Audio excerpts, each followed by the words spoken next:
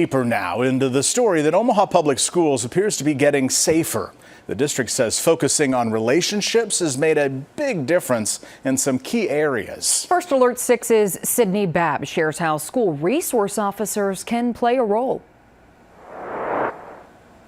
We know that there's a difference between being safe and feeling safe. That's what OPS's Chief Officer of Student and Community Services says is a consideration when creating their safety plans each year.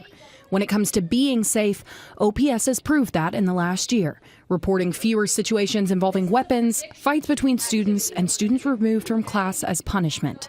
But for students to feel safe, they look to their resource officers, like the ones who Lieutenant Charles Ott oversees. The number one purpose of having them in the buildings is relationship building between the staff, the students, and everything. We want them to be a positive influence on the learning environment. When a student has behavioral issues or gets in trouble at school, OPS focuses on understanding that student and what's going on in their life to find a solution together. What is it that we need to do as a school to work with that student and family and or align some additional resources outside of the school to help? Utterback speaking on some of those resources.